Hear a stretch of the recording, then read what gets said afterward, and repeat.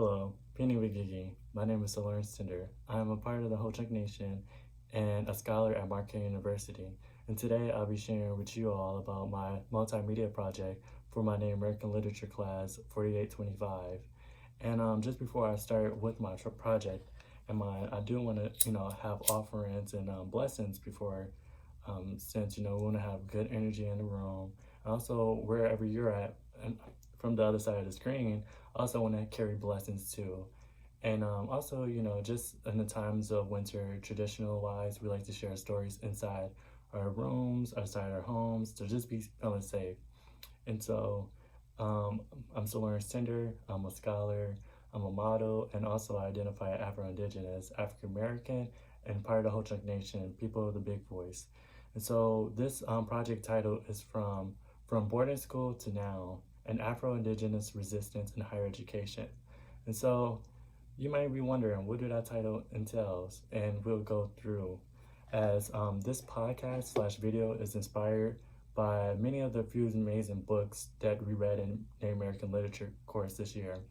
And I'll be giving small summaries of the inspiration quotes and share some of the other books that speak the volume of resistance from Western culture while finding a tradition and art as an Indigenous scholar in higher education.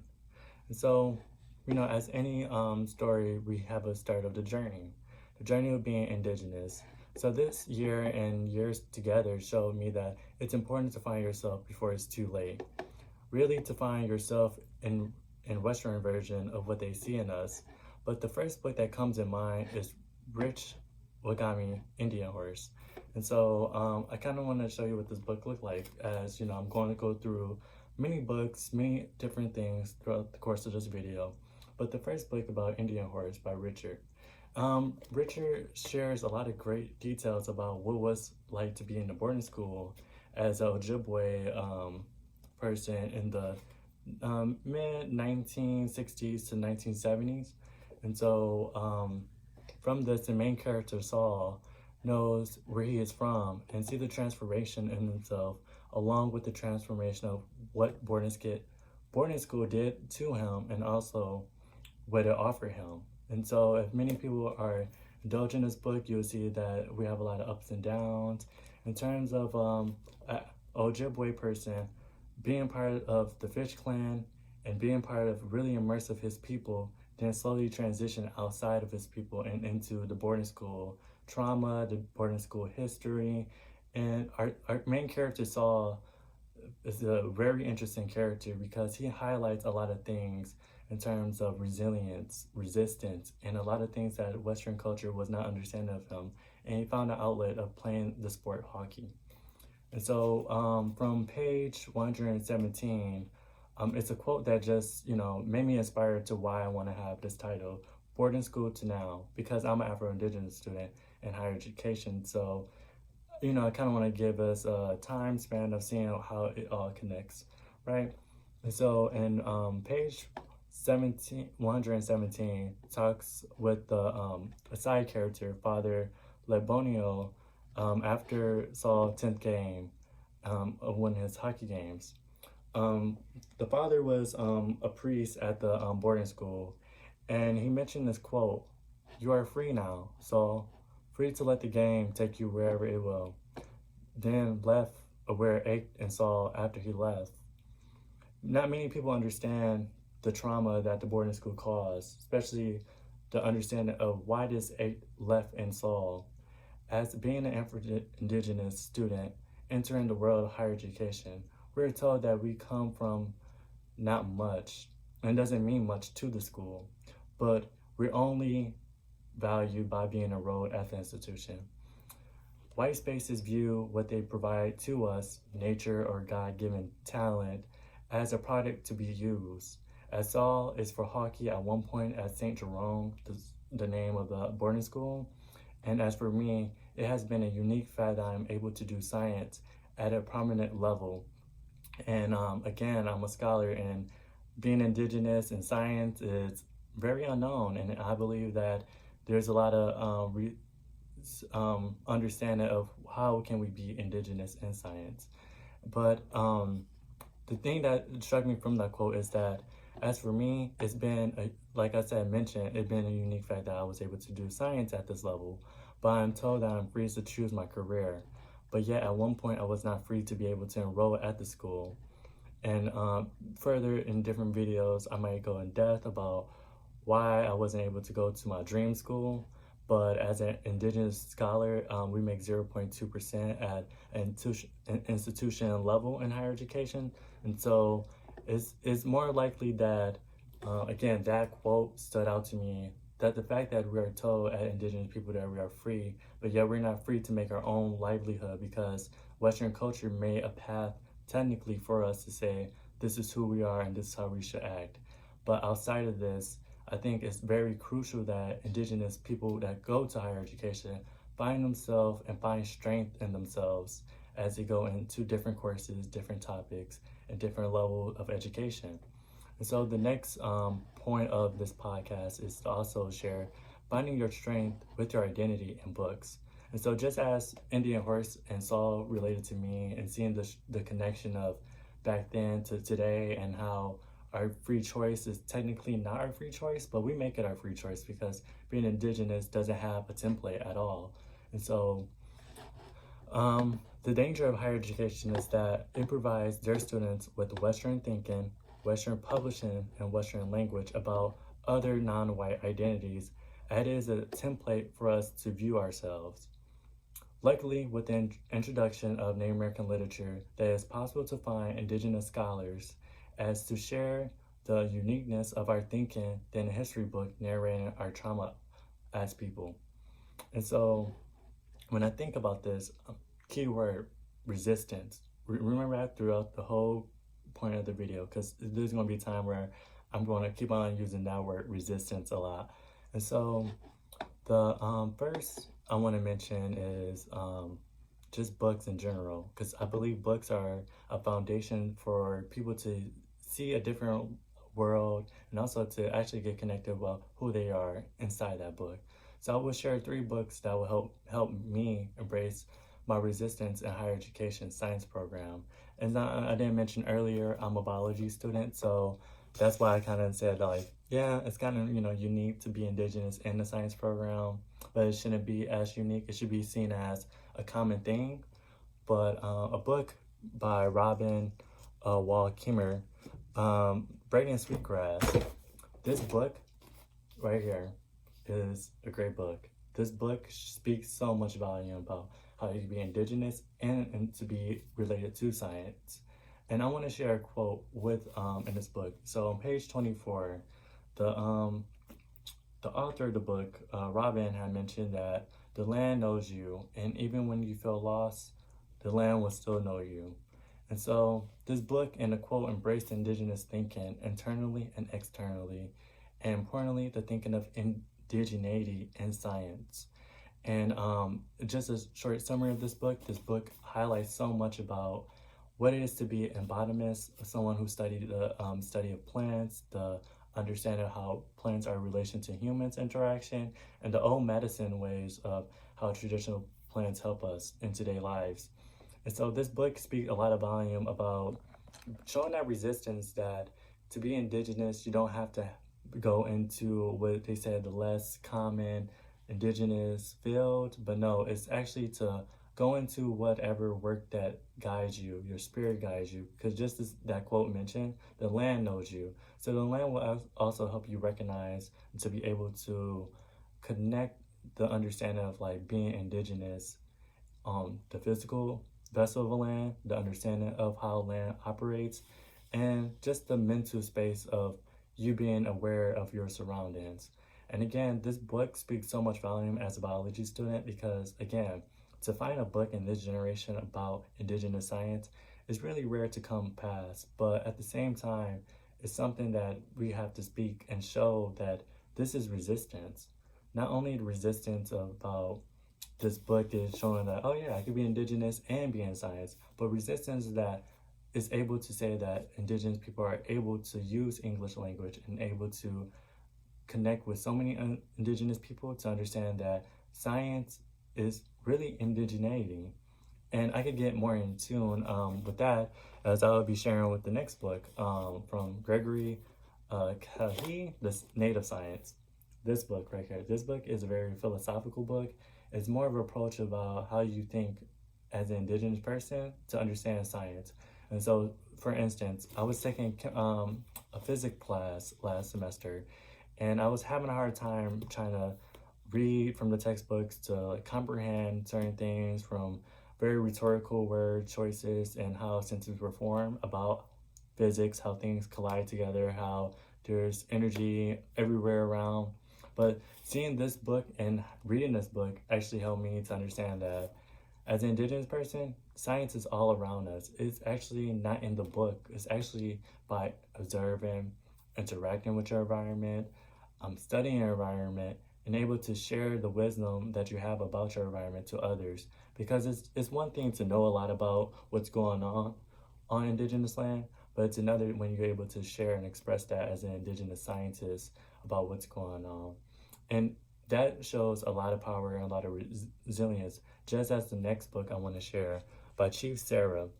That's the title of the book, but it's really from Dorothy Nasfu Maurice.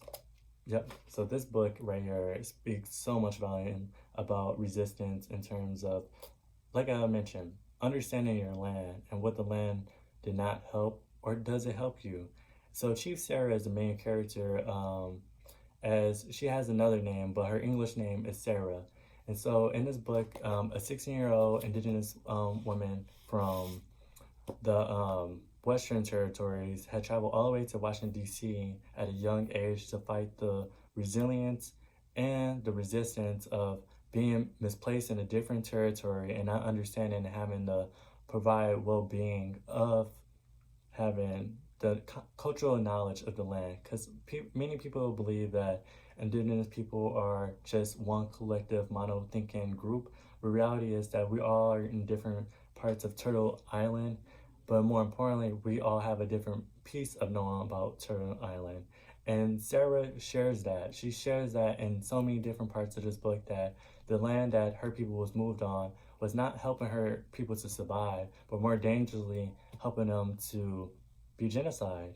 And so just to think that a 16-year-old back into the 1700, early 1800, was able to go all the way to Washington, D.C. to fight for justice about her people replacement, and now to be able to share that I'm able to comprehend the scientific knowledge of my land and able to communicate it in English to, quote unquote, the oppressors about being on a land that wasn't never for them. Well, of course, Turtle Island is for everyone, but it wasn't part of that conversation. And so when we think about books, as I mentioned earlier, you kind of get a self-indulgence about who you are as an indigenous person and what value that you could bring from that book and what you could bring going inside that world of a book. And all these enjoyable books help me as an indigenous scholar, again, learn more about myself and more, as Western thinking is very dangerous in terms of the language, the rhetorical wording of books, and to even say who we are by just a Western understanding of being indigenous. But again, I just showed you 3 books to help you to understand what it is to be indigenous in science, and also to find someone, just a role model, and not that far.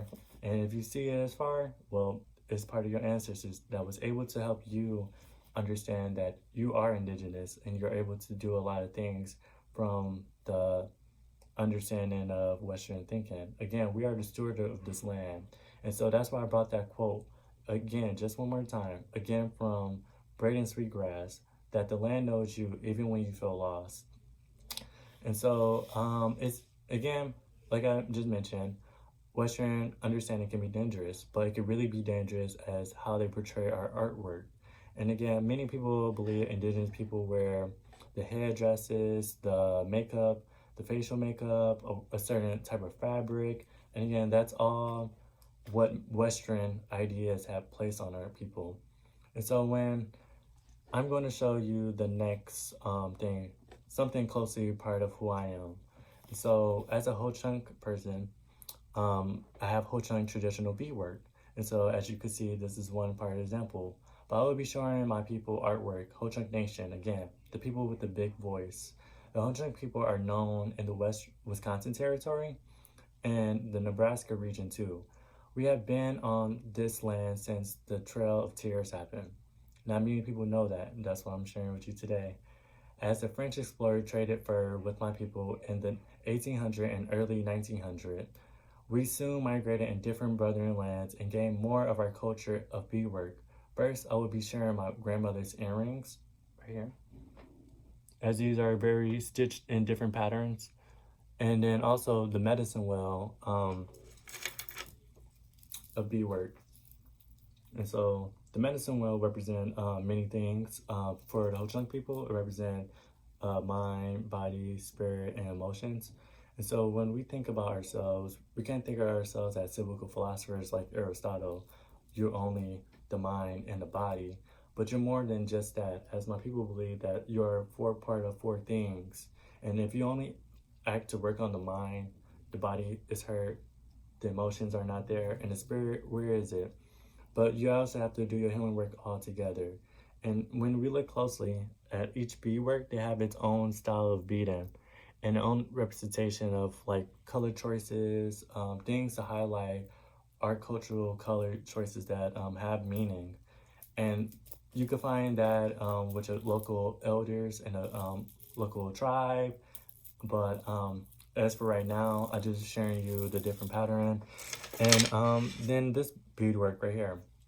So this is my first beadwork as an Indigenous person. So I've done this during the course of my summer school in the summer. And so when doing beadwork, it's very tedious because there's a lot of different pattern and stitches that I just mentioned. But it's tedious because of not having that knowledge with you. So many of our elders and amongst different tribes have more knowledge about beadworks, about the fabric, about the application. And so as a young generation Afro-Indigenous, it was in my bloodline that I was able to do traditional beadwork. As you can see, that is not as perfect as the other materials, but it shows that I was able to do something while in school, because many people will believe that you have to wait for breaks, you have to, take a pause, or you have to get away from Western to go fully indulge into your indigeneity. But my indigeneity would help me bring comfort, because when I was studying, sometimes I took study breaks, do a little bit work to, help groom my mind to say that, hey, school is one thing, but being able to see the connection of what my people gave me and the type of skill sets that runs through my blood helps me a lot. And so these are things that I really value, because again, Ho Chunk beadwork, you can find it amongst the Ho Chunk people, but you can also find different beadworks amongst different tribes. And a lot of other tribes don't have beadwork at all. So again, Indigenous beadwork is not a monolithic thing, but it embraces what a woodland Indian has to offer. And these are things that I would cherish because, again, these are things that you cannot never find in stores, something that you cannot just buy online on Amazon. These are things that are passed down from family member to family member. As again, I mentioned, these are my grandmothers, so this has been passed down by 2 generations. And so when I have kids and they have kids, hopefully these earrings are passed down along, because again, it's the resistance of having these material and being able to still be connected.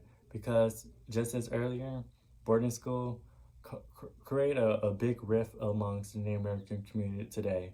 And the fact that I'm one part of many people in my tribe to brace these things and be able to expressly wear these is great, that my ancestors are proud of me.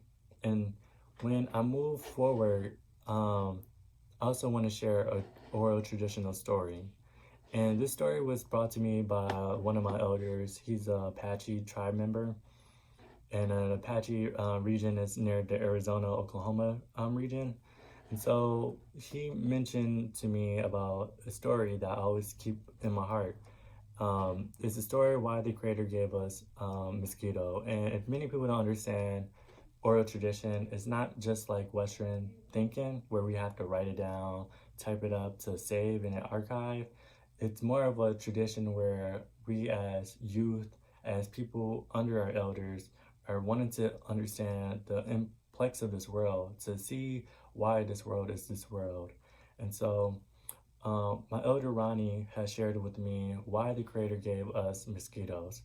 And so as I share this story, I want to first offer tobacco. And you as audience also should offer tobacco to Indigenous person for just the understanding of storytelling, because storytelling is not like your typical TED Talks where you just listen to the speaker. It's more of engaging, more insightful, more understanding of how the Indigenous thinking. And so I thank you for this offer of the tobacco, and I'll pass it down for the Creator to bless us again. And so the story begins with a tribe, and the tribe is particular no names, but in this story, it starts with amongst these people, they all live in the community of Circle. At first, they never understood what was their reason being there. Why did the Creator brought them there? Sometimes they will argue, sometimes they will fight, sometimes they will actually come together and work on a problem.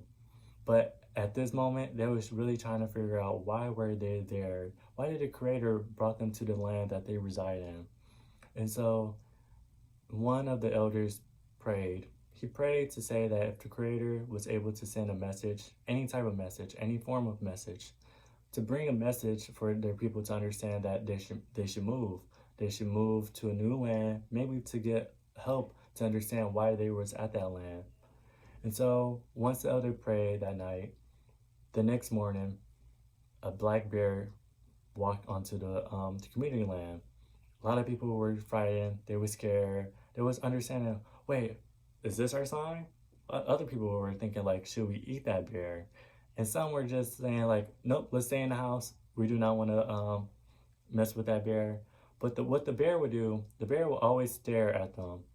They would go into their hut. The bear would just sit in the middle of their village, their community, and they would just sit in the middle. He would just be staring at them. And when from sunrise, that when he arrived, to sunset, that when he would go right back to his home. And he kept on doing this for numerous days. Kept on coming. So the community people are now thinking, what should we do? How can we respect this? Should we decide to use this bear for fur for the next winter? Or should we give respect? Maybe this is the elder prayer. So each day that the bear did come, they will offer a bowl, a big bowl, giant bowl, with berries, with honey on it. Just feed it to him. The bear was very appreciative. The bear came every day after that point. So the people just love the bear because now the children are playing with the bear. The bear always protect them in any form or fashion.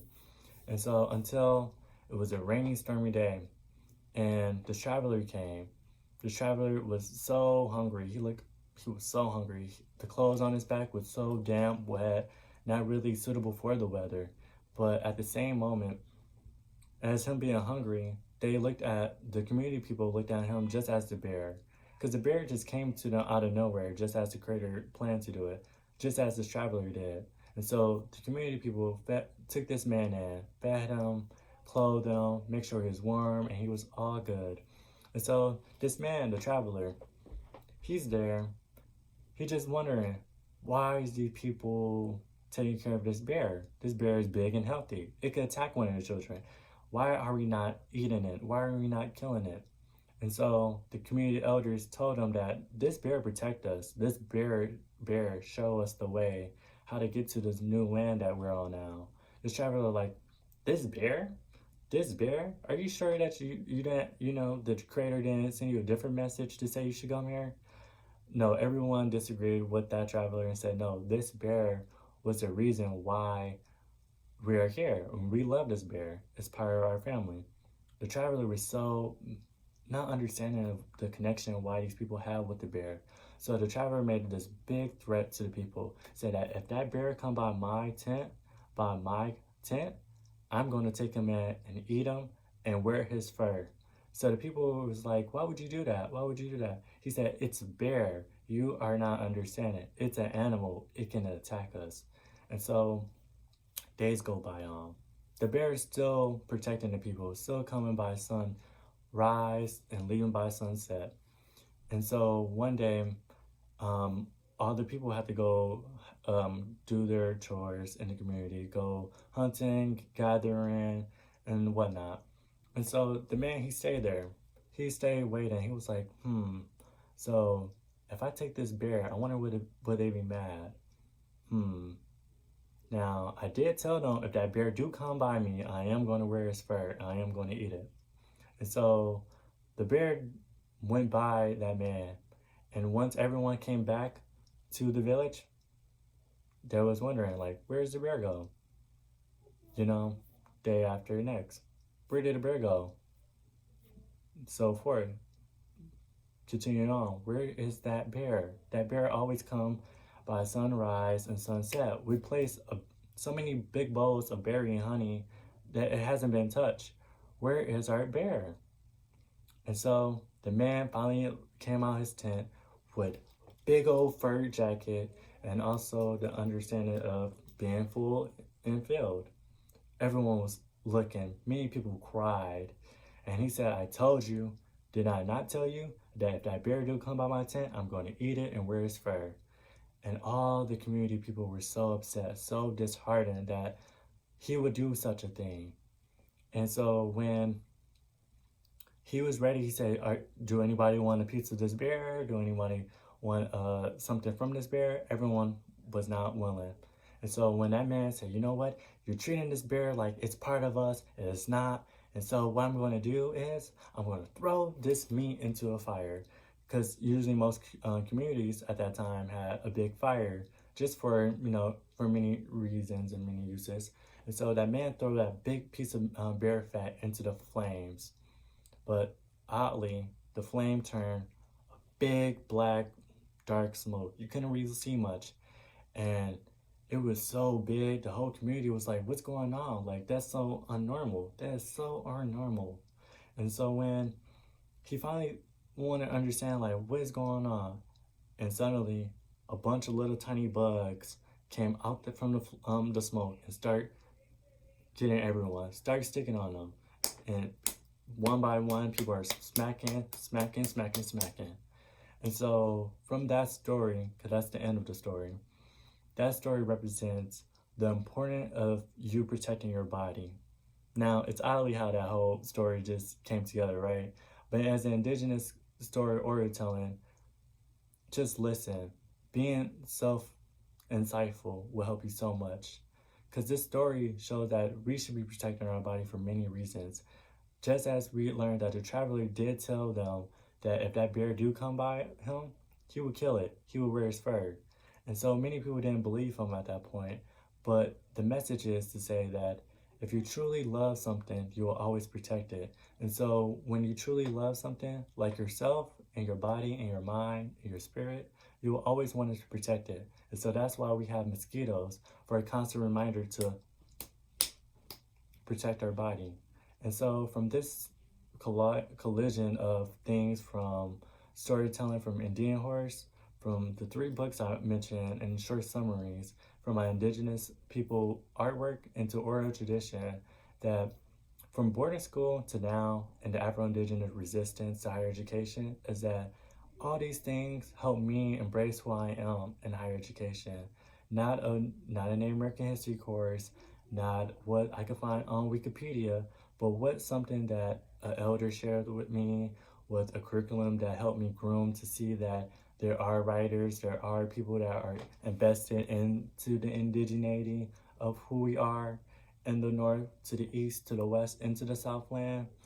And again, and also the main message of all this is that to be indigenous, it's more than just wearing a certain garment, but it's more important to say that you're indigenous, not from the books, but indigenous in mind, spirit, body, and emotions. And that's what I would like to share with everyone today, just about how being resistant is being yourself, not what, again, anything is telling you to act like, but more to say, hey, I'm understanding who I am now, and I'm able to go out and look for the information to help suit for myself. And so again, I want to thank everyone today for coming to this video and being able to watch this to a 30-minute capacity to just be able to say that without this course, I want to be able to see that these great books exist, that people are invested again into our culture, into the understanding of how things are unfolding today's time, and how things are not that different from the boarding school to now, and that you're able to be indigenous and go in higher education at the same time. And so, and I thank everyone, and everyone have a good day.